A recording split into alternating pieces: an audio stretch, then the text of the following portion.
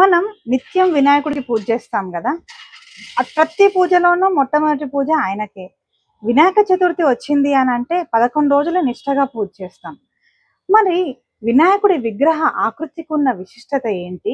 మన నిత్య జీవితంలో గమనించి అలవర్చుకోవాల్సిన విషయాలేంటో మనం ఇప్పుడు తెలుసుకుందాం. వినాయకుడి తల పెద్దగా ఉంటుంది కదా, మరి అర్థం ఏంటి? ప్రతి దాన్ని నేర్చుకో, పూర్తి జ్ఞానాన్ని కూడా నీ మెదడులో ఉంచుకో, ప్రతి ఆలోచనని గొప్పగా పెద్దగా ఆలోచించు అని అర్థం. కళ్ళు చిన్నగా ఉంటాయి కదా, మరి అర్థం ఏంటి? కాన్సన్ట్రేట్ మోర్ అంటే ప్రతి దాన్ని సూక్ష్మంగా సాక్షిగా పూర్తి ఏకాగ్రతతో చూడమని అర్థం. ఇప్పుడు నోరు చిన్నగా ఉంటుంది అంటే ఏంటి? తక్కువగా మాట్లాడు అని అర్థం. చెవులు పెద్దగా ఉండడం అంటే నీ చుట్టూ జరుగుతున్న ప్రతి దాన్ని విను.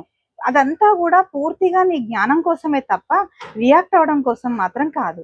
వినాయకుడు ఏకదంతుడు అంటే ఏంటి? ఒక దంతం పూర్తిగా ఉంటుంది, ఒక దంతం విరిగిన ఆ సగం దంతమే ఉంటుంది. అంటే ప్రతి ఒక్కరి జీవితంలో కూడా మంచి చెడులు, ఆనందం, దుఃఖం ఇలా రెండు ద్వంద్వాలు ఉన్నాయి. వీటిని వేరువేరుగా చూడకుండా పూర్తి అద్వైతంతో చూడడం అన్నమాట. వినాయకుడి తొండం. తొండం అంటే అన్నిట్లో కూడా అడాప్టబిలిటీ. అంటే శ్వాసనే కదా అన్నిటికీ ముఖ్యము.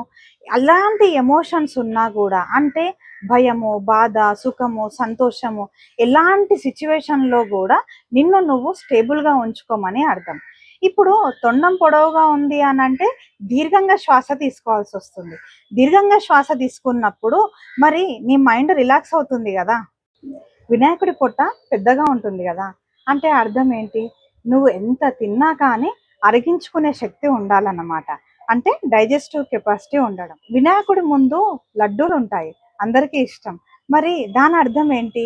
నీకు ఎన్ని డిజైర్స్ ఉన్నా కూడా, నీ కళ్ళ ముందు నిన్ను వ్యామోహించే ఎన్ని వస్తువులు కనిపిస్తున్నా కూడా నీలో ఆ కంట్రోలింగ్ అనేది ఉండాలి, అంటే నిగ్రహం ఉండాలి అని అన్నమాట. వినాయకుడి చేతిలో ఉన్న గొడ్డలి దేనికి నిదర్శనం? నీలో ఉన్న అహంకారాన్ని ఛేదిస్తుంది. అంతేకాకుండా వినాయకుడి వాహనం ఏంటి? ఎలుక. ఎలుకను వదిలేస్తే ఏం జరుగుతుంది? ఊరినంతా నాశనం చేయగలదు. అలాంటి ఎలుకను వాహనంగా పెట్టుకున్నాడు అంటే అర్థం ఏంటి? నువ్వు నీది కాని వస్తువులపైన వ్యామోహం చెందకుండా నిగ్రహంగా ఉండమని అర్థం. వినాయకుడి చేతిలో ఉండే తామర పువ్వు, దీనికి ఎంతో పవిత్రత ఉంది. ఇక్కడ మనం అర్థం చేసుకోవాల్సిన విషయం ఏంటి అని అంటే, ఎన్నో వస్తాయి, ఎన్నో ప్రాబ్లమ్స్ మనం ఫేస్ చేస్తాం. బట్ ఎంత తేలిగ్గా వదిలేయగలిగితే అంత తేలిగ్గా వదిలేయడం నేర్చుకోవాలి. ఇదే కదా రియలైజేషన్.